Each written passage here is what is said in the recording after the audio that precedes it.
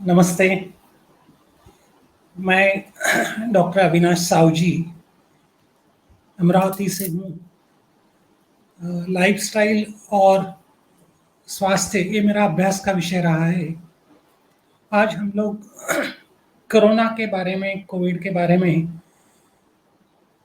कुछ मूलभूत जानकारियाँ लेने की कोशिश करने वाले हैं। मेरे साथ है डॉक्टर रश्मि राउत गाडगिल, जिन्होंने एमबीबीएस किया है नागपुर से और फिर वेल्लोर क्रिश्चियन मेडिकल कॉलेज से फेलोशिप इन फैमिली मेडिसिन किया है और नोडल ऑफिसर करके पिछले साल भर में कोल्हापुर डिस्ट्रिक्ट में महाराष्ट्र के आजरा जो एक तहसील टाउन है वहाँ नोडल ऑफिसर करके कोविड में काम किया है, तो उनको फर्स्ट हैंड एक्सपीरियंस है। तो आज हम लोग थोड़ा सा कोविड के बारे में एक मूलभूत जानकारियाँ समझ लेते हैं, जिससे कि हमको अपने आप को कोविड से बचा सकते हैं और अगर हो भी जाता है तो हम लोग सही सलामत उससे बाहर कैसे निकले, इस बारे में हम लोग कुछ वैज्ञानिक तथ्य समझ लेने की कोशिश करेंगे।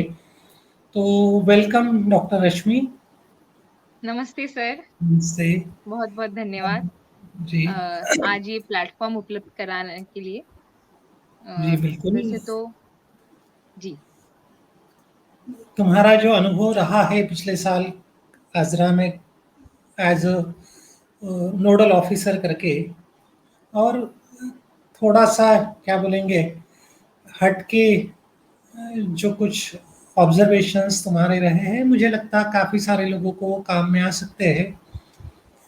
और फिर तुम्हारा जो बैकग्राउंड है, सेवांकुर करके जो यूथ एक फोरम है प्रयास के द्वारा चलाए जाने वाला, उसमें जो तुम्हारा पार्टिसिपेशन रहा है शुरू से पिछले कई सालों से मैं देख रहा हूँ, तो you are very much dedicated and committed to the patients. और जिस तरीके से मतलब डॉक्टर का बिहेवियर होना चाहिए कि आपके बोलने से ही आधी बीमारी दुरुस्त हो जाती है, दवा और ये तो सब बात की बात है, तो वो सब चीज़ें मुझे तुम में दिखती है। तो मुझे लगता है कि ये और भी ज़्यादा बेहतर होगा बाकी लोगों के लिए समझ लेने के लिए, क्योंकि आज एक जो थोड़ा सा खौफ का और डर का माहौल है, सब तरफ जो नेगेटिव बातें हम लोग सब सुन रहे हैं, तो मुझे लगता ये बैकग्राउंड पे ये चीज़ें ज़्यादा इम्पोर्टेंट शायद हो सकती है।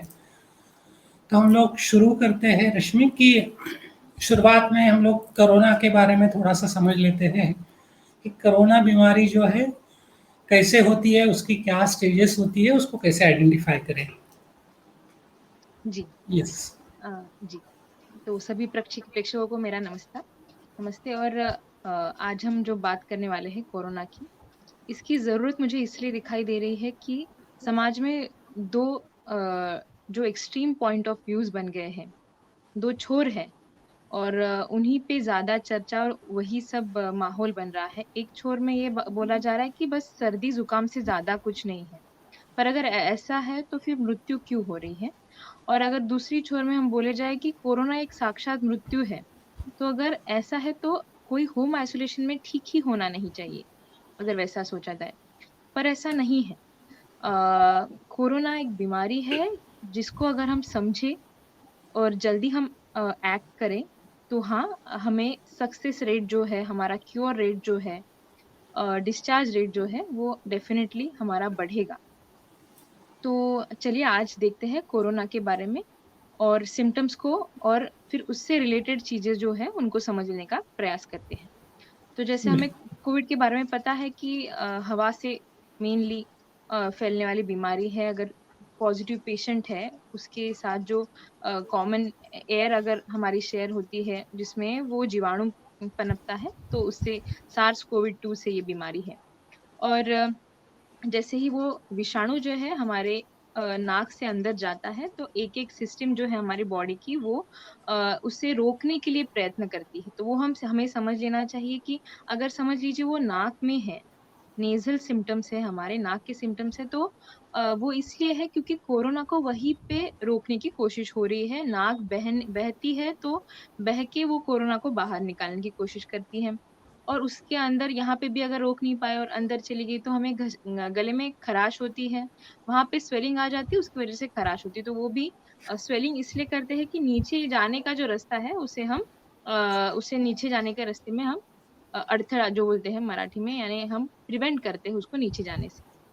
तो ये बात होती है। और अगर वो ये भी दोनों चीज़ें बायपास करके जा रहा है, जो थोड़ा इस सेकंड वेव में जो दिखाई दे रहा है कि कुछ पेशेंट्स में ये दोनों सिम्पटम्स नहीं होके डायरेक्ट उनको फीवर और निमोनिया ये जो दिखाई दे रहा है, तो लंग्स में जाने के माने फेफड़े में जाने के बाद वो निमोनिया कर रहा है।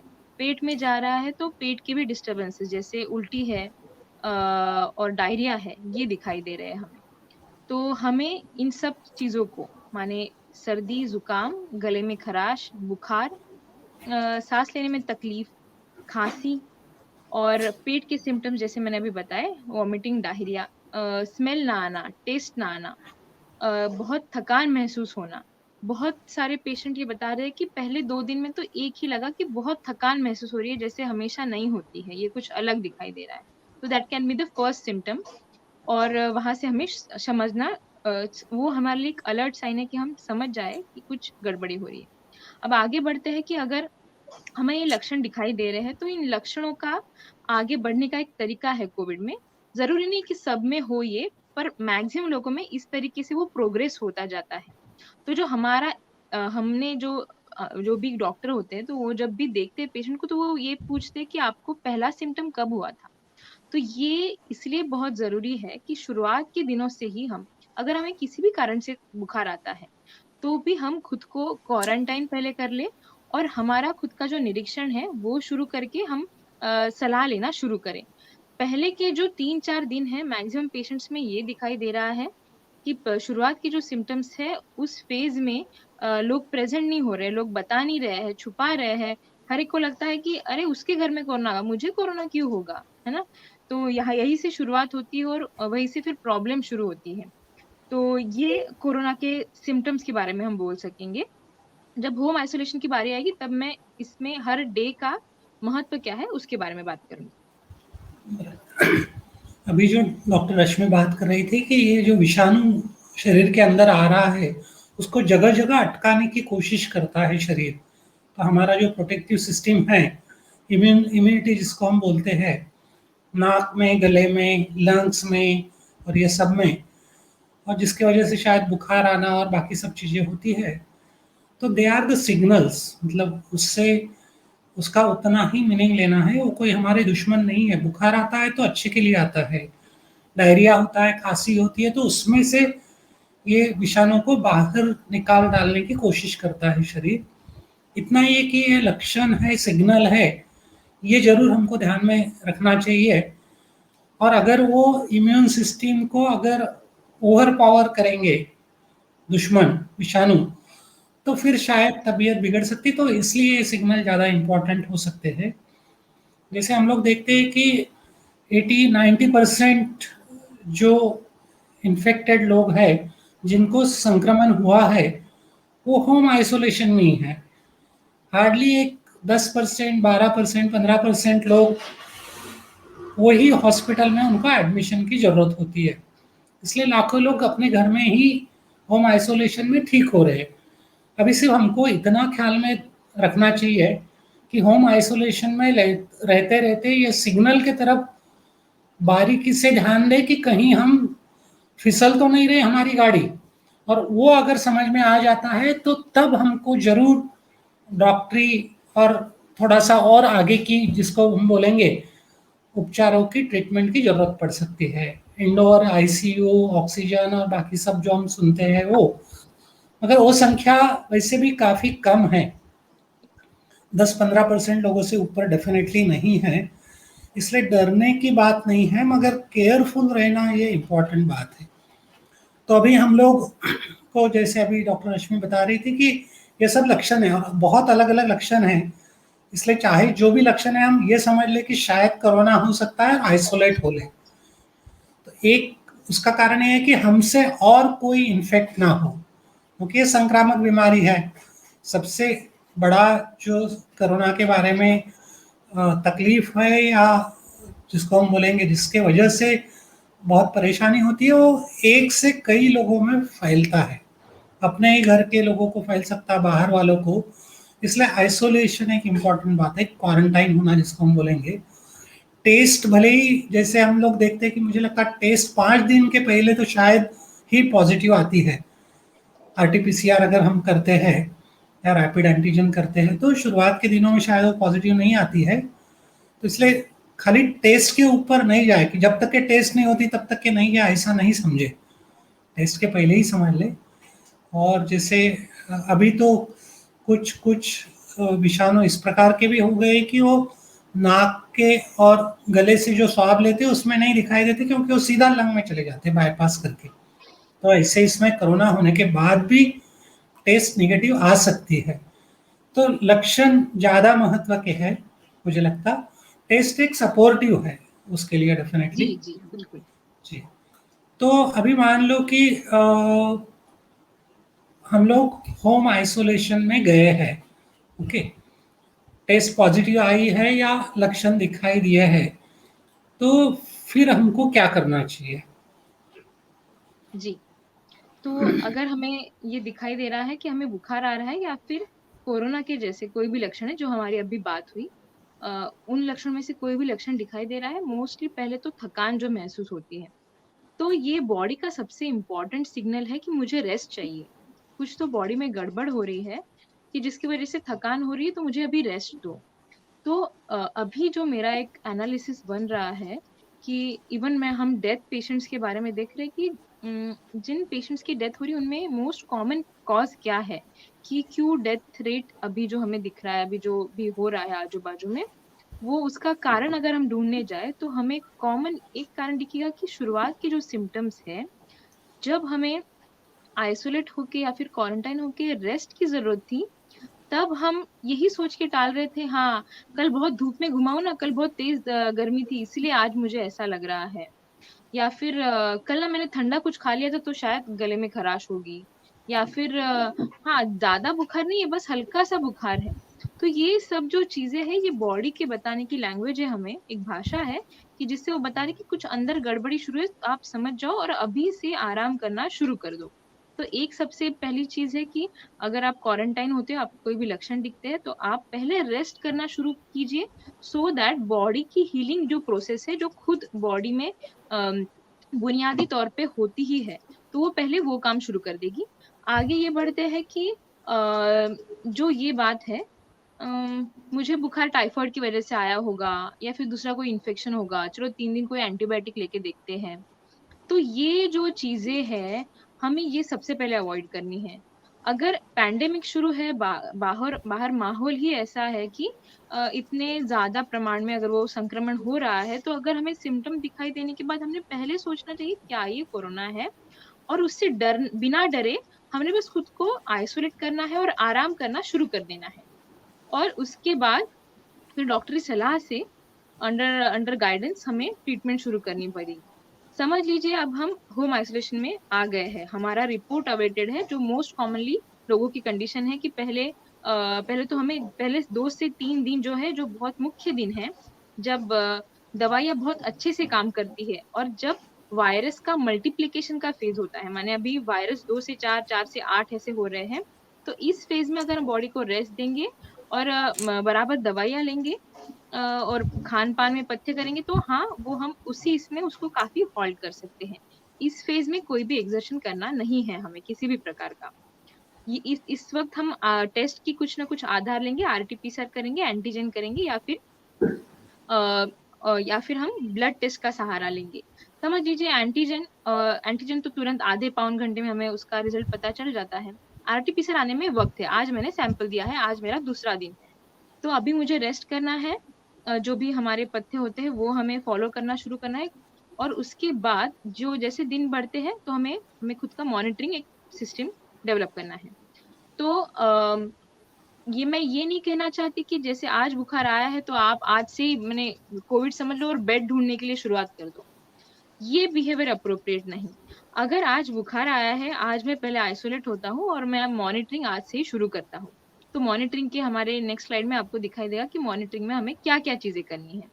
तो अगर हम उस प्रकार से खुद के बॉडी के हीलिंग में खुद एक्टिवली इन्वॉल्व होंगे, तो हमें पता भी चलेगा कि बॉडी क्या बात कर रही है हमसे। तो अगर समझ लीजिए हमें तेज बुखार कंटिन्यू आ रहा है 3 दिन से, 101, 102 फीवर है, कंटिन्यू 2 दिन से 3 दिन से हमें दिखाई दे रहा है, तो ये हमारे लिए बहुत बड़ा रेड फ्लैग है, माने खतरे की घंटी है कि अलर्ट हो जाओ, something is going wrong in body. तो ये समझ लेना ये ज़रूरी है। फिर इस वक़्त में हमारा आरटी-पीसीआर का रिपोर्ट आए ना आए, पर हम इसमें अलर्ट हो जाएँगे कि हमें जो हेल्प लेनी है वो हम लेना शुरू कर देंगे। दूसरी बात है कि जो यहाँ पे भी आप देख पा रहे हैं स्लाइड, क्या-क्या हमें मॉनिटरिंग करना है और ये बहुत आसान सी चीज़ें हैं जिससे हमें पता चलेगा। तो एक तो टेम्परेचर का रिकॉर्ड हर 4 घंटे में रखना है। अब जितने भी कुछ पेशेंट मुझे फ़ोन पे पूछते हैं, सलाह लेते हैं, तो मैं उनको पहले ये बोलती हूँ कि आप पहले ये करना शुरू करो। जितनी ज़िम्मेदारी मेरी है, उतनी ही ज़िम्मेदारी आपकी है। माने जितनी ज़िम्मेदारी पेशेंट है, उतनी ही ज़िम्मेदारी डॉक्टर की है। तो आपने ये टेम्परेचर हर 4 घंटे में चेक करना है, पल्स ऑक्सीमीटर जिसके बारे में हम थोड़ी देर के बारे में बोलेंगे, तो उससे हर 6 घंटे में रीडिंग लेनी है। पल्स रेट उसी के बाजू में जो दिखाई देता है, जो 70 से 90 100 के बीच में रहता है, वो आपका है पल्स रेट। तो वो आपकी नाड़ी है, वो आपके रिकॉर्ड करनी है। और जो आखिरी चीज़ है 6 मिनट वॉक टेस्ट। अब ये बहुत आसान सा टूल है जिससे आपको पता चलेगा कि आप में जो माइल्ड कोरोना है, जो मैक्सिमम 80 टू 85% लोगों को हो रहा है, वो आपका माइल्ड का मॉडरेट होने की या फिर सीवियर होने की संभावना है क्या, और उसको हम जल्दी कैसे पकड़ सकते हैं। तो ये वाली बात है कि 6 मिनट वॉक टेस्ट। जो 60 इयर्स से कम है, वो 6 मिनट कर सकते हैं, जो 60 इयर्स के अबव है, वो 3 मिनट करेंगे ये टेस्ट। तो हमें क्या करना है, हमें मिडल फिंगर को पल्स ऑक्सीमीटर अटैच करके पहला रीडिंग लेना है, रेस्टिंग माने बैठे हुए। वो हमने रिकॉर्ड कर लिया, उसके बाद हम चलेंगे 3 मिनट या फिर 6 मिनट, और उसके बाद हम उसके रिकॉर्डिंग नोट कर लेंगे। अगर वो रीडिंग हमारा 94 के नीचे जा रहा है या फिर हमारा 3 से ज़्यादा में ड्रॉप आ रहा है, कुछ-कुछ सीओपीडी के या फिर अस्थमा के पेशेंट होते हैं, इनका बेसलाइन ही कम रहता है, माने उनका बेसलाइन ही कुछ 88-92 के बीच में रहता है। तो उनके लिए फिर 3% से ज़्यादा का अगर ड्रॉप होगा चलते वक़्त, तो माने वो एक खतरे की घंटी हो सकती है। तो ये बात हुई हमारी बेसिक मॉनिटरिंग की। ये करने से हमें हमें और डॉक्टर को भी, अगर समझ लीजिए आप तीसरे दिन भी डॉक्टर के पास जाते हैं, तो उनको समझ में आता है कि इसकी बॉडी किस पैटर्न में जा रही है, इसकी बॉडी मुझे क्या संदेश देना चाहती है। तो पहले बुखार आने के बाद पहले जो सीटी स्कैन की तरफ या फिर कोई बड़ी टेस्ट करने की तरफ जाने का जो रुख है, उससे पहले हम ये शुरू कर दें और उसके बाद परामर्श से आगे की चीज़ें करें। बराबर। तो ये मॉनिटरिंग बहुत ही इम्पोर्टेंट है, क्योंकि ये अगर डॉक्टर के सामने अगर होगा तो सही तरीके से ट्रीटमेंट हो पाएगी। नहीं तो फिर ये होता है कि मान लो उतनी ज़रूरत नहीं है माइल्ड केस में, मगर ये डेटा नहीं होने की वजह से फिर समझ में नहीं आता है डॉक्टर को भी, ट्रीटमेंट करने वाले। ये डेटा अगर हमारे पास रहा रिकॉर्ड, एक नोटबुक के ऊपर सीधा चार्ट करिए, तारीख और समय डाल दीजिए और ये रिकॉर्ड करते रहिए। इतना सिंपल है। थर्मामीटर, एक पल्स ऑक्सीमीटर घर में हो तो बेहतर होगा डेफिनेटली। जो अफोर्ड कर सकते हो ज़रूर रखें अपने पास। तो कई सारे आगे के कॉम्प्लिकेशन शायद हम बहुत जल्दी आइडेंटिफाई कर सकते हैं और फिर उनको टाल भी सकते हैं, मुझे लगता दैट इज़ मोर इम्पोर्टेंट। जो कोविड के जो कॉम्प्लिकेशंस हैं खास करके, दो बातें जो करते हैं जो शायद ऑक्सीमीटर से भी हम लोग नाप सकते हैं, जैसे अभी वॉक टेस्ट का बोला है, तो हैप्पी हाइपोक्सिया वो एक मुझे लगता है वार्निंग सिग्नल है बहुत ही। और दूसरा, और जो कॉम्प्लिकेशंस है कोविड के बारे में, उसके बारे में थोड़ी सी बात करें हम लोग। जी, मतलब जो तो एक हमने बहुत देखा कम कि परसेंटेज लोगों में होता है, मगर वो इम्पोर्टेंट है समझ लेना। बाकी लोग तो ठीक होने ही वाले हैं, अगर वो लक्षण अगर पता लगे वो क्या है, समझ ले कॉम्प्लिकेशन, तो हम लोग उनको टाल सकते शायद, या डील कर सकते ठीक तरीके से। जी, यस। तो पहले 3 से 5 दिनों में ये बुखार आना और बाकी ये जो सिम्पटम्स है ये शुरू हो जाते हैं। और उसके बाद बॉडी तो इस फ़ेज़ में तो लड़ने की कोशिश करती है कि कोशिश ये करेगी कि सिम्पटम्स माने टेम्परेचर रेज़ करके जो मल्टिप्लिकेशन है या फिर बढ़ना जो है वायरस का, उसे रोकने की कोशिश करे। पर एक लिमिट के बाद अगर बॉडी में किसी भी कारण की वजह से, फिर वो शायद आपका शुगर हो, बीपी हो, कोई ऐसी कंडीशन जैसे बहुत सालों की लंग की कोई बीमारी हो, अस्थमा, सीओपीडी हो, कैंसर जैसे रोग हो, chronic lung disease, chronic liver disease, chronic kidney disease और इम्यूनो कॉम्प्रोमाइज स्टेट्स जो हम बोलते हैं, जिसकी वजह से भी हमें किसी भी कारण की वजह से स्टीरॉइड बहुत दिनों से लेने पड़ते हैं, एचआईवी। तो इन सब पेशेंट्स में ये सब जो पेशेंट्स आते हैं वो आते हैं कि माने इनकी इम्यूनिटी जो रहती है वो लोअर रहती है, तो ये हाई रिस्क ग्रुप्स है, तो इनमें हमें ज्यादा केयर लेनी है। तो इन इन लोगों में ये थोड़ा-सा डिफरेंट पैटर्न जो है, माने हमें ज़्यादा केयर लेके पहले 3 से 5 दिनों वाला पैटर्न जो है, इनमें ये काफ़ी तेज़ी से चला जाएगा। और जैसे बॉडी लड़ते रहती है कि पहले टेम्परेचर रेज़ करेगी, मारने की कोशिश करेगी, रोकने की कोशिश करेगी। उसके बाद मैक्सिमम पेशेंट्स इसमें कवर होके 10 से 14 दिन की मॉनिटरिंग में वो ठीक हो जाएँगे, उनके पैरामीटर्स भी ठीक रहेंगे।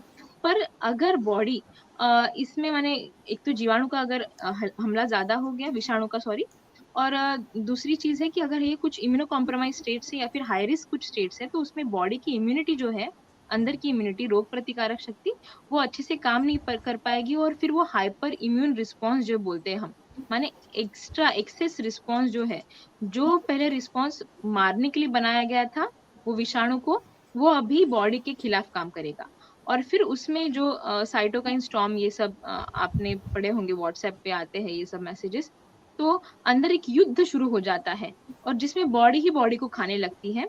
और इस ये हमारे मॉनिटरिंग का मकसद यही है कि वो शुरू होते ही हम उसको पकड़ लें, कि अभी ये जो है बहुत हाई ग्रेड फीवर कंटिन्यू चल रहा है हमारा, और पैरासिटामॉल खाने से भी थोड़ी देर उतर रहा है, फिर से चढ़ रहा है, या फिर हमें जल्दी हाइपोक्सिया, जो भी हमने वॉकिंग टेस्ट पे भी बात की, तो उसमें हाइपोक्सिया हमें दिखाई दे रहा है, बैठ के है पेशेंट पर चलने के बाद सैचुरेशन बहुत ड्रॉप हो रहा है।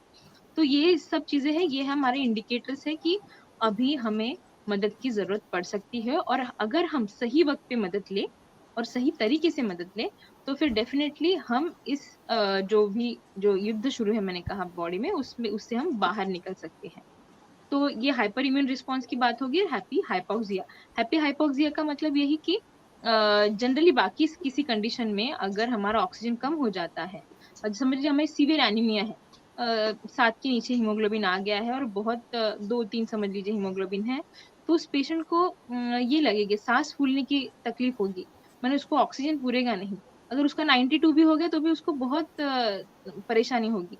पर इस बीमारी में, कोविड में, सबसे ज़रूरी ये चीज़ दिखाई देती है कि 65-70 वाला सैचुरेशन वाला भी, मैंने ऑक्सीजन जिसका इतना कम हो गया है, उसका भी, वो भी आराम से बैठा रह सकता है। क्योंकि ये ब्रेन को जो सिग्नलिंग है, यहाँ पे प्रॉब्लम हो जाती है कि ऑक्सीजन तो कम होता है पर हमें ज़्यादा परेशानी बाहर दिखाई नहीं देती है। तो इसीलिए ये जो पल्स ऑक्सीमीटर है उसका रोल है और हमें मॉनिटरिंग का रोल है। बराबर।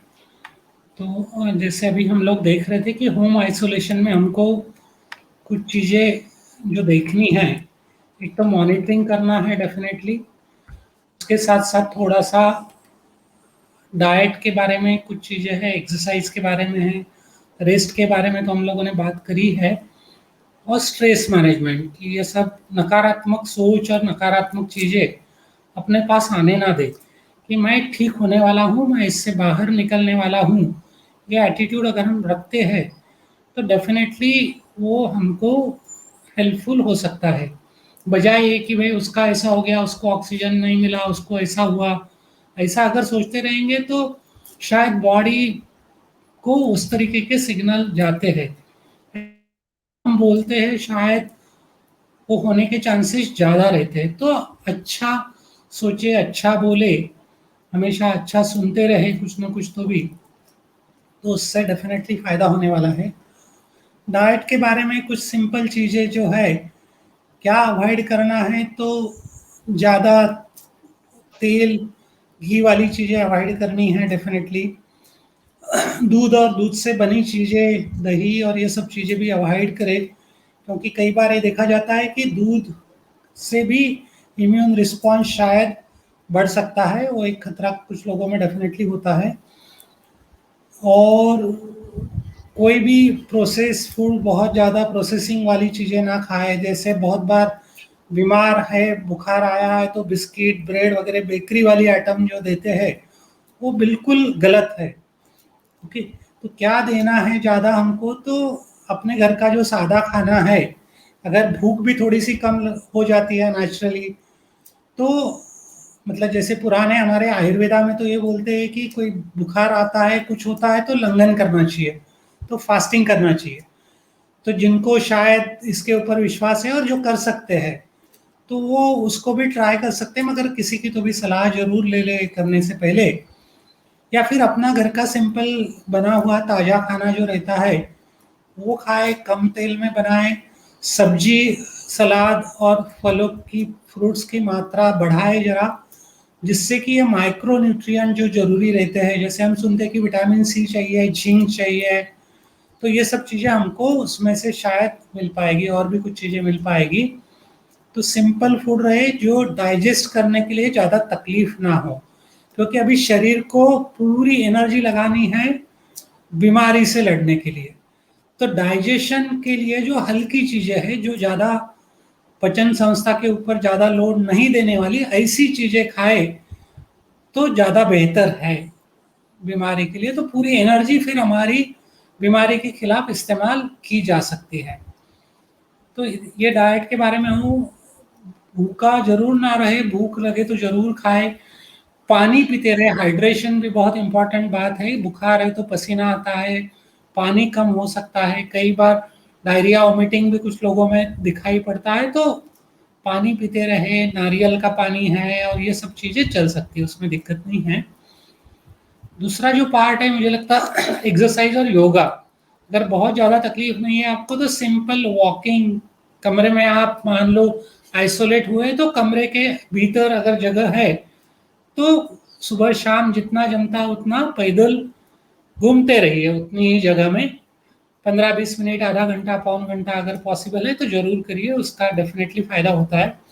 इतना है कि ओवर स्ट्रेच नहीं करना है, क्योंकि अगर ज़्यादा हम करने जाएंगे तो भी फिर बॉडी थक जाती है, तो थकान ना हो इतनी एक्सरसाइज जरूर करिए। आप अगर योगा करने वाले हैं रेगुलरली तो जरूर आप योगा भी कर सकते हैं, कंफर्टेबल है तो। ओके, ऑफकोर्स आपको बुखार और बाकी सब बॉडी क्या सिग्नल देती है इसके हिसाब से ये तय करना है कि कितना करना है, कैसे करना है, इतना। और इसके साथ साथ फिर ब्रीदिंग एक्सरसाइजेस भी हम लोग कुछ कर सकते हैं। जैसे हम लोगों ने सुना है कि कोरोना का सबसे ज़्यादा असर जो है लंग्स के ऊपर होता है, ऑक्सीजन कैपेसिटी कम होती है, तो लंग की फेफड़ों की क्षमता बढ़ाने के लिए कुछ सिंपल एक्सरसाइजेस घर में, जो शायद व्हाट्सएप में भी आप लोगों ने देखे होंगे वीडियो में कई सारे, कि नाक से सांस लेके मुंह से छोड़ना है लंबी सांस। ओके, या फिर प्राणायाम वाली बात है, डीप ब्रीदिंग जिसको हम बोलेंगे, ओंकार प्राणायाम है, भ्रामरी है, ऐसी सिंपल बातें अगर आप करते रहे तो शायद फायदा होगा। या मान लो जैसे बोला जाता है कि बलून को फुलाने का काम, ओके, एक्सपिरेशन, तो वो एक सिंपल बात है। या स्ट्रॉ लेकर के पानी में उसको गुब्बारे निकालने के पानी में, ओके, तो आपका उससे लंग कैपेसिटी बनी रहने के लिए शायद ये छोटी छोटी एक्सरसाइजेस काम में आ सकती है। तो ये जो संभव है वो जरूर करते रहिए। स्पायरोमीटर एक आता है, वो अगर पॉसिबल है तो वो भी आप लगे तो कर सकते हैं, उसमें भी दिक्कत नहीं है। तो बाद में भी मान लो कि अगर आप थोड़ा सा मॉडरेट और सीवियर भी जाते तो बाद में भी लंग की कैपेसिटी बढ़ाने के लिए सब चीज़ें तो हम बताते ही है डॉक्टर लोग करने के लिए। तो इतनी चीज़ें अगर हम करते रहेंगे और मॉनिटरिंग करते रहेंगे, वो बहुत ही इम्पोर्टेंट बात है, तो फिर शायद हम माइल्ड से मॉडरेट की तरफ जाने के चांसेस कम रहेंगे, मिनिमम रहेंगे। और अगर जाने लगे तो हम तुरंत उसको पकड़ लेंगे और आगे के लिए जो भी कुछ करना है। नहीं तो बहुत बार आज जो हम लोग सुनते हैं डेथ रेट और ये सब, इसका एक मेन कारण ये है कि लोग लेट पहुंचते हैं हॉस्पिटल, घर में ही बैठे रहते हैं, ये लक्षण दिखते हैं मगर ये कभी मॉनिटर नहीं किए जाते हैं, इसलिए प्रॉब्लम जाता है फिर। तो अगर शुरुआत में अगर ख्याल में आ जाता तो डेफिनेटली आपको मतलब सीरियस भी हो जाता तो आप आईसीयू से भी बाहर आ सकते, कोई प्रॉब्लम नहीं उसमें, इट इज़ पॉसिबल। तो डॉक्टर के लिए भी ये सहूलियत होगी मुझे लगता। अब ये हो गया होम आइसोलेशन में हमको क्या-क्या करना है, ऐसा सब हो गया। अभी थोड़ा-सा और आगे की बात करते हैं कि आज जो ख़ास करके जो सब तरफ हम लोग मीडिया से सुन रहे हैं, देख रहे हैं, एक बात आती है ऑक्सीजन की कमी है सब तरफ, ऑक्सीजन सिलेंडर नहीं मिल रहे, ऑक्सीजन बेड नहीं मिल रहा है। तो ऑक्सीजन का क्या रोल होता है ये कोविड में? दूसरा जो है, जो हम लोग सुन रहे हैं वो रेमडेसिविर के बारे में सुन रहे हैं। ओके। तो उसके बारे में उसका क्या रोल होता है कोविड में? ये 2 मेन जो मीडिया में और सब लोगों की चर्चा में और जिसकी वजह से सब लोग परेशान हैं एक्चुअली। तो उसके पीछे का विज्ञान थोड़ा-सा समझ लेते हैं हम लोग और फिर हमको क्या मे बी सिंपल दवाई या क्या देनी है होम आइसोलेशन वालों के लिए, उसके बारे में बात करेंगे। जी। तो जैसे हमने अभी सुना कि शुरुआत के कुछ दिनों में सभी पेशेंट मैंने 95% पेशेंट्स ये माइल्ड ही होते हैं 3 से 5 दिनों में। उसके बाद अगर फेज़ आगे बढ़ती है और जैसे हमने बोला कि अगर वो तूफ़ान जैसा कुछ बॉडी में होता है तो बॉडी इंडिकेशन देती है, तब हमें समझना चाहिए कि हम शायद मॉडरेट में जा सकते हैं, शायद हम सीवियर की तरफ जा सकते हैं। तो इनका परसेंटेज बहुत कम होगा और इन्हीं लोगों में जो आगे की दवाइयाँ हैं, उनका यूज़ होगा। तो अगर हम समझ लीजिए हमें माइल्ड होके ही हम रिकवर हो रहे हैं मॉनिटरिंग में, तो हमें सिर्फ न्यूट्रिशनल सप्लीमेंट्स जो है और डॉक्टर ने प्रिस्क्राइब की हुई दवाइयाँ, वो लेनी है। न्यूट्रिशनल सप्लीमेंट्स हम जो असिम्प्टोमेटिक पेशेंट्स हैं, वो भी ले सकते हैं। माने जो कॉन्टैक्ट्स में आए हैं और सिर्फ पॉज़िटिव है, तो पर उनको लक्षण नहीं है, तो उन्होंने अननेसेसरी बाकी जो दवाइयाँ हैं, जो बिना प्रिस्क्रिप्शन के, बिना डॉक्टरी सलाह के नहीं लेनी है। ये दूसरा कोई ये खाने से ठीक हो गया था तो मैं भी खा लेता हूँ, ये एटीट्यूड बिल्कुल सही नहीं है। तो न्यूट्रिशन सप्लीमेंट्स में देखेंगे हम विटामिन सी है 500 मिलीग्राम की चूसने की दवा आती है, छोटी टैबलेट, तो वो हम सुबह-शाम ले सकते हैं। ज़िंक है 50 मिलीग्राम दिन में 1 बार लेना है और विटामिन डी का जो सैशे है, जो हमें दिख रहा है कि अभी बिकॉज़ सेडेंटरी वर्क और वर्क फ्रॉम होम इतना बढ़ गया है कि हमारा विटामिन डी बहुत लोगों का कम ही हो गया है। जब मुझे याद है जब मैं कृष्ण मेडिकल कॉलेज वेल्लोर में थी, तो मेरा 3 हो गया था। माने इतना एक्सपोज़र हमारा धूप से कम हो गया है। तो फिर बाद में एक्टिवली काम करके वो फिर से नॉर्मलाइज़ किया। तो ये जो है विटामिन डी इसका भी एक ही बार का डोज़ है 60,000 यूनिट्स का। तो ये लेने में कोई प्रॉब्लम नहीं है, ये कोई दिक्कत नहीं है। तो ये चीज़ें असिम्प्टोमेटिक लोग और बाकी के भी सभी लोग ले सकते हैं। अब आगे बात आती है कि जो पेशेंट्स मॉडरेट और सीवियर की तरफ जा रहे हैं, तो उन्हीं के लिए फिर ये ऑक्सीजन स्टीरॉयड और रेमडेसिविर का यूज़ है। पर अब हमें हम समझ लेना चाहिए कि इसका हर एक का यूज़ क्या है। अब ऑक्सीजन हमें पता है कि जैसे हमारा एसपीओ2 लो होता है, 94 से नीचे आने लगा, फिर 90 से नीचे आने लगा। हाई रिस्क के लिए 94 से नीचे, लो रिस्क के लिए 90 से नीचे। तो अगर जैसे ये कम होने लगा है तो हमें हम थोड़ा-सा हाँफने लगते हैं और कुछ लोगों को चलने के बाद साँस फूलती है। तो ये होने के बाद ही ऑक्सीजन का रोल आता है। पर अगर किसी भी कारण की वजह से अगर आपका नॉर्मल ऑक्सीजन है, बाकी सब ठीक है और आप ऑक्सीजन ले रहे हैं या फिर ऑक्सीजन के बहुत जमा करके रख रहे हैं, तो that is not a correct thing to go on. अगर ऑक्सीजन की ज़रूरत है, माने पैसिवली हमें बॉडी को नहीं ट्रीट करना है। अगर ज़रूरी है, तो ही हम एक्टिवली ट्रीट करेंगे। तो ऑक्सीजन का रोल जो आता है यहाँ पे आता है। दूसरी एक चीज़ मुझे दिखाई दे रही है कि काफ़ी पेशेंट्स रेफ़र होके आते हैं ड्यूरिंग रेफरल कभी सिलेंडर्स खत्म हो जाते हैं या फिर अगर कुछ किसी कारण की वजह से बेड नहीं मिल पा रहा है, तो वो पेशेंट दिन भर एम्बुलेंस में घूमते रहता है। या फिर किसी भी कारण की वजह से कि हमें जल्दी ऑक्सीजन की ट्रीटमेंट नहीं मिल रही है। तो ऐसा होने पे भी हमें डरना नहीं है।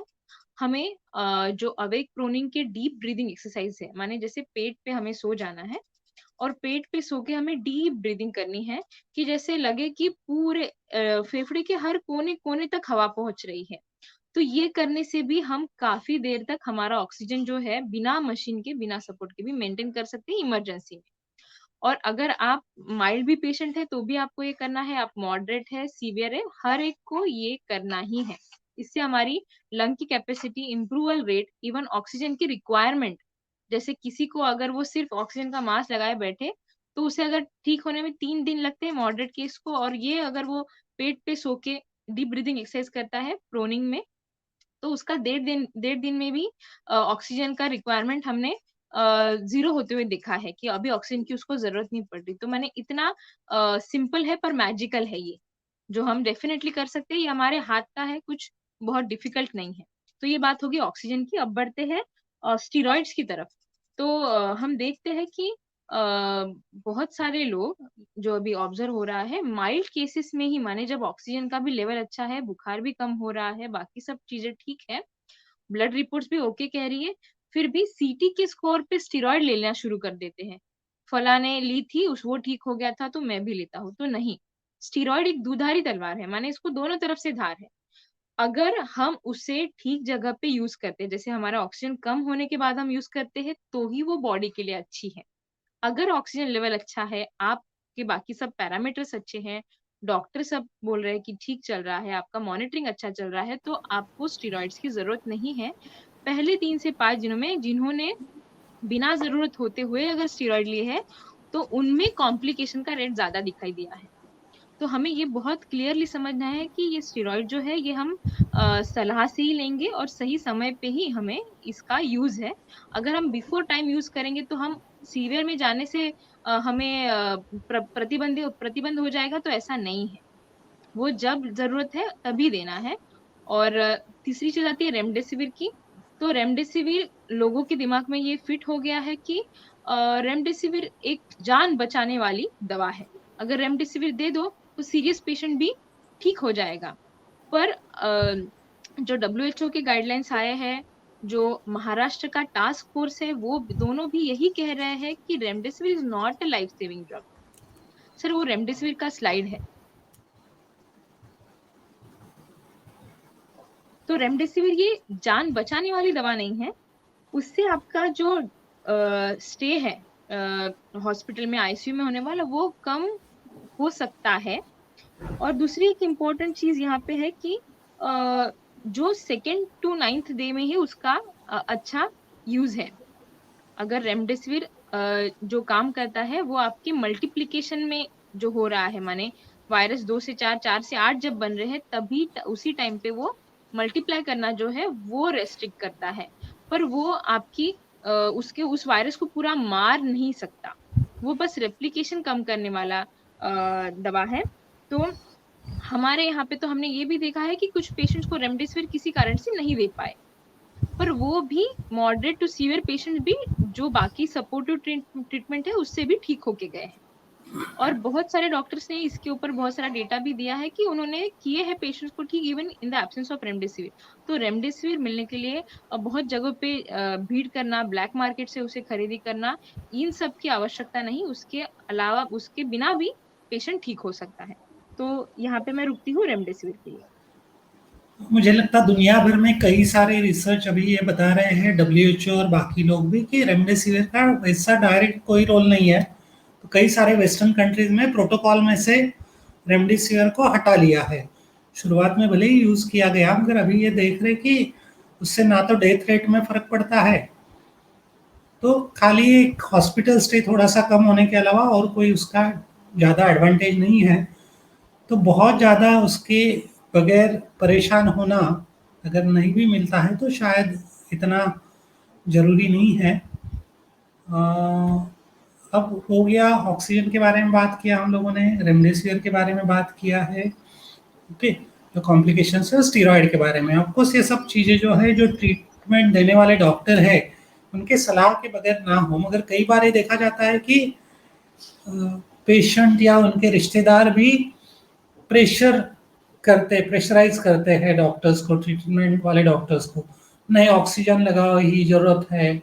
कई बार हॉस्पिटल बेड ऑक्यूपाई कर लिए जाते हैं जो शायद घर में भी ठीक हो सकते हैं, ऐसे भी लोग हो सकते हैं। तो ये थोड़ा सा डर की वजह से शायद होता है। तो जो सही में जरूरतमंद है उनको शायद फिर दिक्कत जाती है। तो जो बिल्कुल स्माइल वाले हैं जो घर में ठीक हो सकते हैं, डेफिनेटली वो उसी तरीके से करे तो ज़्यादा बेहतर होगा, डेफिनेटली ज़्यादा फायदे वाला होगा। और हम और किसी के लिए भी जगह खाली रख रहे हैं। आज जो सब किल्लत हो रही है सब जगह, बेड से लेके तो सब चीज़ों की, तो वो परेशानी भी फिर शायद नहीं हो पाएगी। अ, अभी हम लोग जो बात करते हैं आगे कि अभी होम आइसोलेशन में हमको रहना है 14 दिन के लिए, 17 दिन के लिए जो भी है पीरियड, तो और किसी को इन्फेक्शन ना हो ऐसा। तो हम लोग अभी थोड़ा-सा वार्निंग सिग्नल के बारे में बात करते हैं कि हम लोगों को कहाँ जानना है। इसमें कि कुछ टेक्निकल बातें जो शायद आपके समझ में ना भी आए, मगर आजकल अभी हम बहुत सारी चीज़ें नेट पर से वैसे भी ढूँढ के निकालते हैं ज़्यादातर लोग, तो इसलिए हम लोगों ने सोचा कि शायद ये आप लोगों के साथ भी शेयर करें, और कुछ ट्रीटमेंट देने वाले डॉक्टर की सलाह और उनका ओपिनियन डेफ़िनेटली इसमें इम्पोर्टेंट रहेगा, मगर समझ ले सकते हैं हम लोग। यस, तो रश्मि जी, इसके बारे में हम तो लोग बात करें। हाँ, तो हम रेड फ्लैग्स के बारे में माने खतरे की घंटी। अगर हाँ, बैठे-बैठे भी हमें जो हमारी नाड़ी है नॉर्मल एडल्ट में अगर 100 से ज़्यादा जा रही है, तो हमें केयरफुल होना है। दूसरा है कि चलने के बाद हमें साँस लेने में कठिनाई हो रही है, साँस फूल रही है तो है। और जो हमने 6 मिनट का वॉक टेस्ट बोला था या फिर बुजुर्गों के लिए 3 मिनट का वॉक टेस्ट, उसमें अगर हमें ऑक्सीजन कम होता हुआ दिखाई दे रहा है, तो वो चीज़ें हैं। और हैप्पी हाइपोक्सिया तो हमने देख ही लिया है कि अगर मॉनिटरिंग करेंगे तो वो पकड़ में आ जाएगा हमारे, कि ऑक्सीजन का सैचुरेशन जो है वो 94 से नीचे जा रहा है। और बाकी जो 3 क्राइटेरिया ये ज़्यादा डॉक्टर्स के लिए है कि उन्हें इन 3 चीज़ों का महत्व है। आगे हम बढ़ते हैं कि हम हमें जो इन्वेस्टिगेशन जो पार्ट है, जो हमारा टेस्टिंग का पार्ट है उसके लिए भी हमें बहुत सारी शंकाएँ होती हैं। तो हम उस पे बात कर लेते हैं कि शुरुआत के फ़ेज़ में जैसे आपको सिम्पटम आते हैं, उसी दिन से आप आरटी-पीसीआर कर सकते हैं या फिर आप रैपिड एंटीजन कर सकते हैं। अगर रैपिड एंटीजन आपकी नेगेटिव आती है, पर बाकी सिम्पटम्स कोविड के जैसे हैं, तो हम आरटी-पीसीआर करने जाएँगे। और अगर आरटी-पीसीआर भी नेगेटिव आती है, तो फिर हम बाकी जो भी एविडेंसेस है, जैसे ब्लड की रिपोर्ट्स है और सीटी स्कैन की रिपोर्ट्स है, इनकी मदद लेंगे। अब दूसरी एक जो गड़बड़ होती हुई दिखाई दे रही है कि समझ लीजिए आरटी-पीसीआर आने में वक़्त है। तो उस वक़्त में वो शुरुआत के 3 से 5 के दिन है 3 से 5 दिन है, जिसमें अगर हमें डिले हो सकता है आरटी-पीसीआर आने में। अभी वेटिंग जो शुरू है, जिस प्रकार से टेस्टिंग का नंबर बढ़ गया है उस केस में। उस केस में हमें मॉनिटरिंग कंटिन्यू करनी है। अगर मॉनिटरिंग में कुछ प्रॉब्लम दिखाई दे रही है, जैसे हमें अभी जो रेड फ्लैग्स बोले, जिसमें मैं और एक ऐड करना चाहूँगी, कंटिन्यू फीवर आ रहा है और फीवर सबसाइड नहीं हो रहा है। तो अगर हमें कुछ रेड फ्लैग्स दिखते हैं, तब भी हमें सीटी स्कैन के लिए जाना है। नहीं तो हम सीटी जो है आफ्टर 5 डेज़ करेंगे तो ही हमें पिक्चर क्लियर होगा। अब हो ये रहा है कि जैसे ही पहला सिम्पटम आता है बुखार, तो तुरंत लोग सीटी स्कैन करने चले जाते हैं। पर शुरुआत के 5 दिनों में अगर सीटी स्कैन किया जाए तो उसमें से पिक्चर क्लियर नहीं होता है कि तब तक कुछ निमोनिया जो भी लंग्स में वो जो स्प्रेड होने वाला है, उसका पिक्चर क्लियर नहीं रहता। तो 0 का स्कोर अगर आता है तो हम पूरे रिलैक्स हो जाते हैं, अरे स्कोर तो 0 ही है, फिर क्या डरना है? और फिर यही पेशेंट कुछ दिनों के बाद उनकी अगर कंडीशन वर्सन होती है तो फिर से सीटी स्कैन कराने जाते हैं।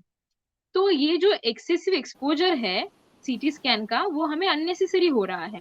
तो अगर ज़रूरत नहीं है तो 5 दिनों के पहले हमें सीटी स्कैन करना नहीं चाहिए। और आरटी-पीसीआर आने में लेट हो रहा होगा, पर बाकी अगर चीज़ें ठीक होगी तो मॉनिटरिंग हम कंटिन्यू कर सकते हैं। दूसरी चीज़, कुछ पेशेंट्स में आरटी-पीसीआर भी नेगेटिव आ रहा है। जैसे अभी हमारी बात हुई कि कुछ ऐसे भी लोग होंगे जिनमें बायपास हो जाएगा, नाक और थ्रोट का बायपास हो जाएगा और डायरेक्ट लंग्स में अगर जा रहा है तो उनके इसमें, या फिर अगर हम आरटी-पीसीआर लेट करा रहे हैं, तो उन केसेस में भी हमें रिपोर्ट नेगेटिव दिखता है। तो ऐसे इसमें हम बेफ़िक्र ना होके बाकी सब जो एविडेंसेस हैं हमारे ब्लड टेस्ट के, सीटी स्कैन के और लक्षणों के, उनको मिला के डायग्नोसिस बनाएँ, क्योंकि हमें रिपोर्ट को आरटी-पीसीआर के ट्रीटमेंट नहीं देनी है, हमें तो इंसान को ट्रीटमेंट देनी है। जो ठीक होना चाहिए वो इंसान ठीक होना चाहिए, वो रिपोर्ट को ठीक हमें करना नहीं है। तो ये बात हमें क्लियर हो। दूसरी एक हमेशा कॉमन क्वेश्चन पूछते हैं कि अगर हम पेशेंट के कॉन्टैक्ट में आ गए थे और तब फिर हम क्या करें, कि हम कब करें? तो अगर आपको 5 दिनों तक सिम्पटम्स नहीं डेवलप होते तो आप 5 दिनों के आगे आरटी-पीसीआर करा सकते हैं, और अगर आपको उसके पहले जब भी सिम्पटम्स आना शुरू हो जाए तो उसी दिन आप आरटी-पीसीआर करा सकते हैं।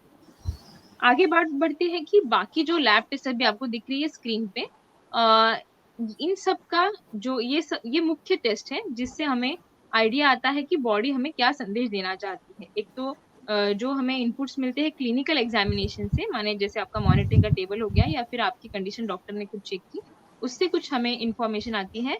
ये जो लैब टेस्ट है, सपोर्टिंग एविडेंसेस है हमारे लिए, कि अगर सीबीसी देखा जाए तो माने कंप्लीट ब्लड काउंट होता है, जिसमें हमें ब्लड में सफेद पेशी कितनी है, लाल पेशी कितनी है, हीमोग्लोबिन कितना है, प्लेटलेट कितना है, इसकी जानकारी। और जो हमारी सफेद पेशी है, उससे हमें पता चलता है कि अंदर फाइटिंग किस प्रकार की शुरू है। दूसरे बाकी जो टेस्ट है, C reactive protein, D dimer, इससे भी हमें ये पता चलता है। डी डायमर एक इंडिकेटर है कि जिससे हमें खून पतला या फिर पतला है कि किस तरफ जा रहा है, कि वो थिक होने जा रहा है, इसका हमें एक अंदाज आता है। पर ये अगेन हमें क्लिनिकली कोरिलेट करना पड़ता है। आरबीएस माने शुगर जो हम चेक करते हैं, तो उसके उसकी वजह से हमें पता चलता है कि जब हम स्टेरॉइड्स लेते हैं तो शुगर कितना बढ़ रहा है, और अदरवाइज हम बेसलाइन डायबिटिक है या नहीं, इसके बारे में पता चलता है। एलएफटी आरएफटी माने लीवर के फंक्शंस के टेस्ट और किडनी के फंक्शंस के टेस्ट, और ईसीजी। तो ये बेसिक इंफॉर्मेशन हमें देते हैं कि हमें क्या करना चाहिए, आगे कैसे बढ़ना चाहिए। पर again test are always supportive. जो हमें मेन इंफॉर्मेशन मिलती है, वो हमें तीनों को मिला के जो होता है, वो हमारा मेन इम्पोर्टेंट चीज होता है। बिल्कुल। तो ये बेसिक इन्वेस्टिगेशंस अगर ज़रूरत पड़े तो कर सकते हैं, उसको रिपीट भी कर सकते हैं बाद में 5-6 दिन के जी बाद अगर ज़रूरत पड़ी तो क्या फ़र्क आ रहा है वो अंदाज़ आता है, तो उसके उस पे से जो ट्रीटमेंट है करने वाले डॉक्टर, उनको एक डायरेक्शन मिल सकती है, फ़ायदा होता है। तो बेसिकली मुझे लगता है हम लोगों को कोविड के बारे में, मतलब जो डॉक्टर रश्मि ने शुरुआत में बताया, ये आप तो बिल्कुल बेफ़िक्र रहना कि अरे कोविड वोविड कुछ नहीं है, कुछ नहीं होता है, वो भी बात गलत है। और दूसरा एंड जो है उसका, कोविड हो गया मतलब आप आईसीयू वेंटिलेटर पे चला गया और बस शमशान घाट की तैयारी करो, तो वो भी बात गलत है। बहुत कम लोगों को आईसीयू, ऑक्सीजन और वेंटिलेटर की ज़रूरत पड़ती है, और वहाँ से भी लोग वापिस आते हैं। ऐसा नहीं है कि वो जी वहाँ से जी सीधा स्वर्ग सिधारते हैं, ऐसा तो नहीं है। कई सारे लोग तो वहाँ से भी वापिस आते हैं, और जी मेजॉरिटी लोगों को तो उसकी ज़रूरत ही नहीं पड़ती है। जी कि सिर्फ सिंपल हमको इतना ख्याल में रखना चाहिए कि हमारी गाड़ी बहुत गहरी खाई में ना गिरे, तो जहाँ से थोड़ी सी घसरण चालू हो गई, फिसलना चालू हो गई, वहीं पर अगर हम उसको पकड़ लेते हैं तो शायद हम लोग आगे का जो और ज़्यादा फिसलने वाला जो डर है और फिर थोड़ा सीरियस होने वाली बात जो है, उसको हम टाल सकते हैं। तो फिर माइल्ड से ज़्यादा मॉडरेट और फिर वापस माइल्ड तक के आ सकते हैं। तो ये पॉसिबल है, जिससे कि आज जो पूरा लोड अपने हेल्थ केयर सिस्टम के ऊपर आया है, शायद वो भी हम उनको भी सहयोग कर सकते कि सही में जो सीरियस केसेस है उनको ही वो वहाँ डील करे। आज आज ओवरऑल जो कोविड के बारे में बातें हो रही है, मुझे लगता है कि हमको थोड़ा सा फाइनली ये समझ लेना चाहिए कि अब रोज जो हम फिगर्स देख रहे हैं कि आज भाई 2.5 लाख लोगों को हो गया है कोविड। तो ये जो कोविड हो गया, इसका मतलब क्या कि ये इन्फेक्शन हो गया। ओके, इन्फेक्शन बीमारी में कन्वर्ट होगा ही ऐसा नहीं है हर व्यक्ति में। वो डिपेंड करता हमारी इम्यूनिटी कैसी है, हमारी प्रतिकार शक्ति कैसी है, हमको और कोई बीमारियां तो नहीं है, रिस्क फैक्टर तो नहीं है। तो अगर हमारी इम्यूनिटी अच्छी है, जो कि हमारे लाइफस्टाइल से रिलेट करती है, फिर हम हमारा खान पान कैसा है, हम एक्सरसाइज योगा करते नहीं करते, हमारा जिंदगी के तरफ देखने का एटीट्यूड कैसा है, सकारात्मक है या निगेटिव है, हमारे कितने अपने आप से और लोगों से कितना कनेक्ट है। ओके, तो ये जो पॉजिटिव इमोशंस है, खास करके लव है, कंपैशन है, ओके, करुणा है, प्रेम है, और किसी के लिए कुछ करना, तो ये सब चीज़ें इम्यूनिटी बढ़ाने के लिए डेफिनेटली यूज़फुल है। तो हमको बहुत ही कॉन्शियसली ये सब चीज़ें अपने जीवन में आदत में डालनी चाहिए। क्योंकि आज ठीक है कोविड-19 आ गया, हो सकता है आगे जाकर के और कुछ आए। तो बेसिकली हमको अपने आप को फिट रखना सभी तरीके से, फिजिकली मेंटली साइकोलॉजिकली भी इम्पोर्टेंट होगा, तो हम शायद बेहतर तरीके से, या तो हमको फिर ये बीमारियां होगी नहीं, होगी तो भी बहुत ज़्यादा आगे नहीं बढ़ेगी, उसको वहीं हम लोग अटका रख सकेंगे।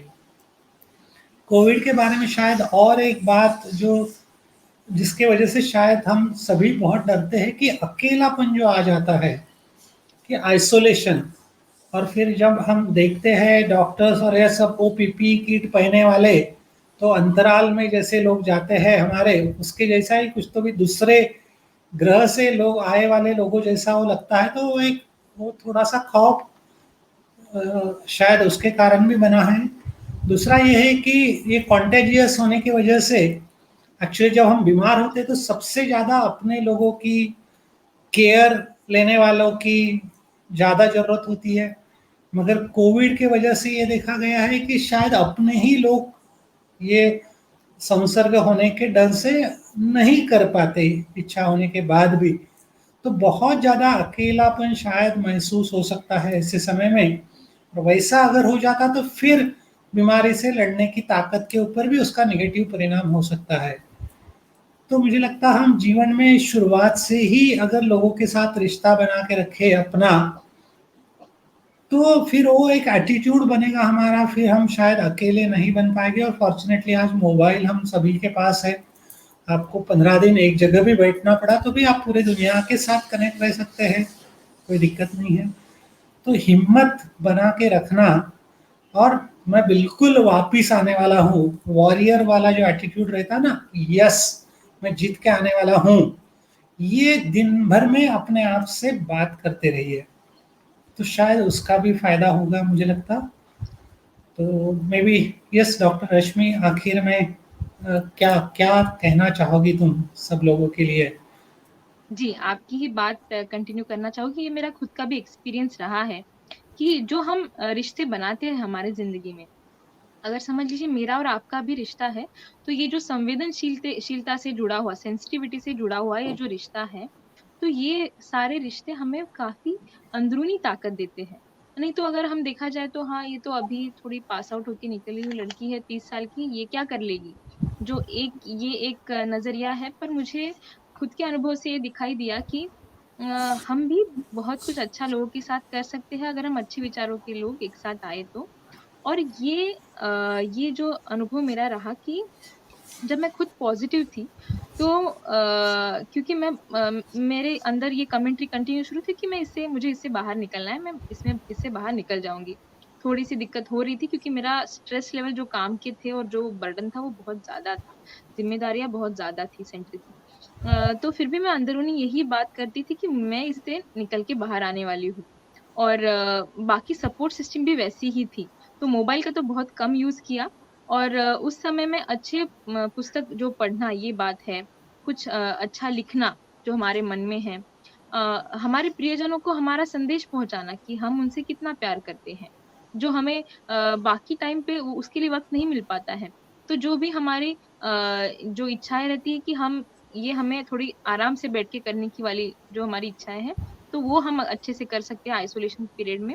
और दूसरा ये जो फ़ायदा है कि मुझे बड़ी बड़ी हँसी आती थी कि जब मुझे उन लोगों को आदत थी जो मेरा स्टाफ था उनको आदत थी कि मैडम राउंड लेंगी और सब व्यवस्थापन वो सब चीज़ें देखेंगी, पेशेंट को मैनेज करेंगी, तो मुझे हमेशा घूमते हुए उन्होंने देखा है। और जब मैं एक रूम में रेस्ट्रिक्ट हो गई कि अब मैं पॉज़िटिव हूँ, now you have to stay away from मी।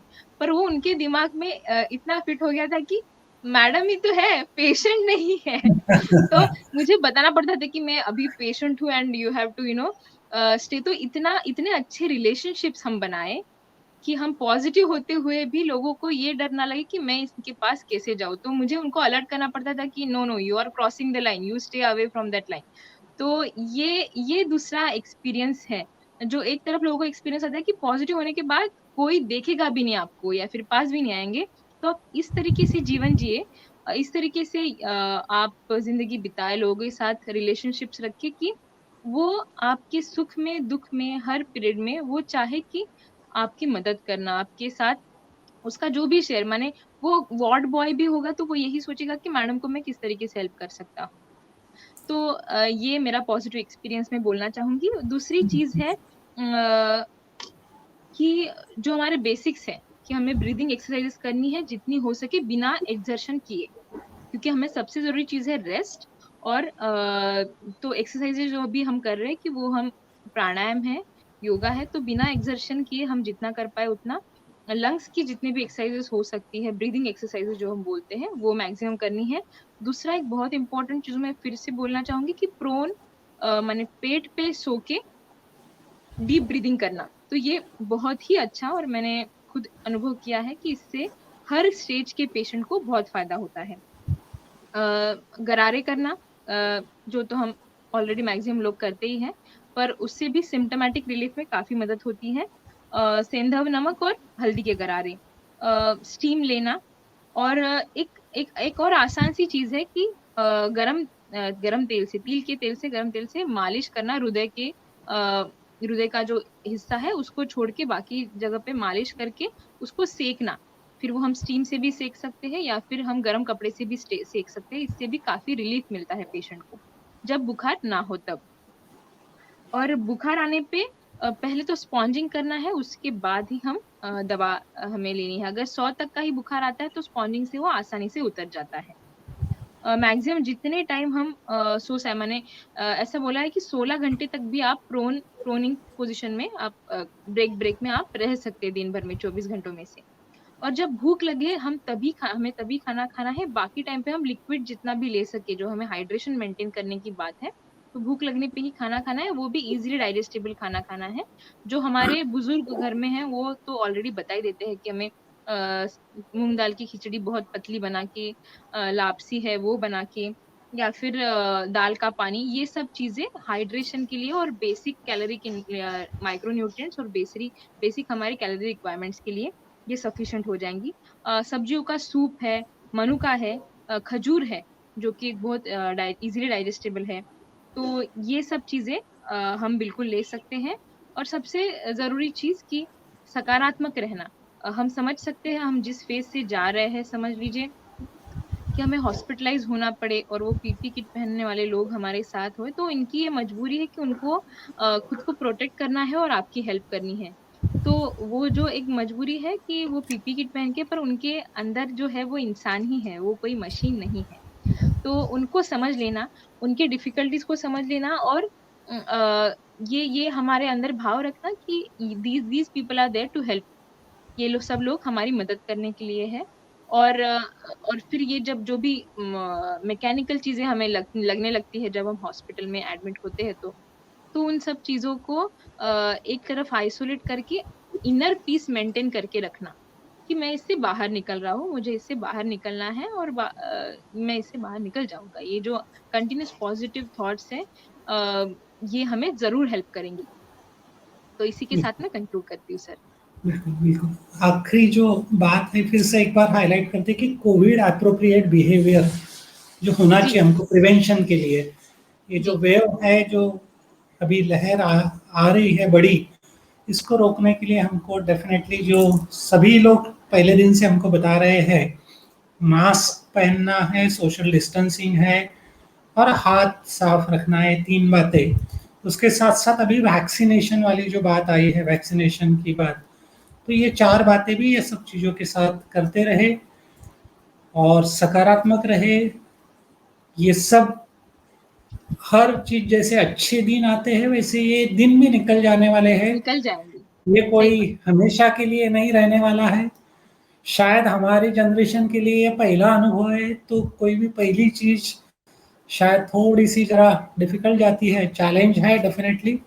कई सारे लोगों की जिंदगियां में काफ़ी चेंजेस आ गए और बहुत मुश्किलें आ रही है, नहीं ऐसा नहीं। तो शायद हम अगर थोड़ा ठीक ठाक है तो हम लोग थोड़ा सा बाहर निकल के हेल्पिंग हैंड बन सकते हैं और किसी का शायद, तो वो हमको शायद सकारात्मक बनने के लिए और फायदा होगा और हमको बचाने के लिए भी फायदा होगा। तो मुझे लगता है इतनी चीज़ें अगर हम ख्याल में रख सकते हैं और कोरोना कोविड के वजह से हम अपने स्वास्थ्य को प्राधान्य क्रम में ला सकते हैं, प्रायोरिटी में, कि मुझे फिट रहना ही है चाहे जो भी हो। पैसे कुछ काम में नहीं आने वाले, ऐसी स्थिति में आपको आपकी धन दौलत काम में नहीं आने वाली है। आपका फिटनेस जो है वही सही धन दौलत है, जो हम लोग बचपन से सुनते आ रहे हैं, लिखते आ रहे हैं सब तरफ। तो असल में वो प्रैक्टिस में लाना शायद वो बहुत इंपॉर्टेंट बात होगी आगे के लिए। तो पोस्ट कोविड जिसको बोलते हैं, दुनिया पूरी बदल जाने वाली है कुछ चीज़ों में हमेशा के लिए। उसमें कि एक अच्छी चीज़ शायद ये निकल के आ सकती है, ऐसी पॉसिबिलिटी लगती है कि हम स्वास्थ्य को प्रायोरिटी बनाएं, बाकी चीज़ों को जैसे आज हम लोगों ने बनाया है काम को, और जो शायद इतनी इम्पोर्टेंट नहीं है, बहुत सारी चीज़ें मनोरंजन और ये सब चीज़ें, तो उसकी जगह शायद हम स्वास्थ्य को प्रायोरिटी बनाएं। ये ही संदेश शायद हमको लेना है। और जो ओवरऑल नेचर की जो एक कड़ी बनी हुई है, उसको ये क्यों हो रहा है, तो जो फास्ट अभी हम लोग दौड़ रहे हर चीज के पीछे, शायद ये स्लो डाउन करने का वक्त है अभी। थोड़ा सा अभी तक के बाहर तो बहुत घूम लिया, अभी थोड़ा सा अंदर शायद हमको घूमना होगा। तो ये in one way this is an opportunity, ऐसा समझ के इसके तरफ देखेंगे तो स्ट्रेस भी कम आएगा। शायद कोरोना से आज जो हम लोगों ने वीडियो में छोटी छोटी बातें देखी है, वो अगर हम करते रहे तो कोरोना से दूर रह सकते हैं। कोरोना आ भी जाता तो शायद हम उसको ठीक तरीके से उसमें से बाहर निकल पाते हैं। तो ज़रूर आप ये सब देखिए वीडियो, आपको अच्छा लगा तो और लोगों के साथ भी शेयर करिए, पहुंचाइए। अगर कुछ ज़रूरत लगती है आपको, सब कोई मार्गदर्शन और कुछ पूछना चाहते तो ज़रूर आप संपर्क कर सकते हैं। जो नंबर डिस्प्ले हो रहे हैं उसके ऊपर आप ज़रूर संपर्क कर सकते हैं। आप सभी को बहुत अच्छे स्वास्थ्य की कामना। ये सब में से हम लोग बाहर निकलने वाले हैं, फिर से अपने जीवन में खड़े होने वाले अच्छे तरीके से, कुछ तो भी अच्छा करने के लिए, सब मिलके साथ में करने के लिए। मुझे लगता है इसी शुभकामना के साथ मैं डॉक्टर अविनाश साहू जी और डॉक्टर रश्मि, जिन्होंने बहुत अच्छे एक्सपीरियंस हम लोगों के साथ शेयर किए इस यंग एज में, जो उनका एटीट्यूड है that is really I mean very motivating. तो आप सभी को बहुत शुभकामनाओं के साथ हम यहीं रुकते हैं। सभी को नमस्कार। नमस्ते।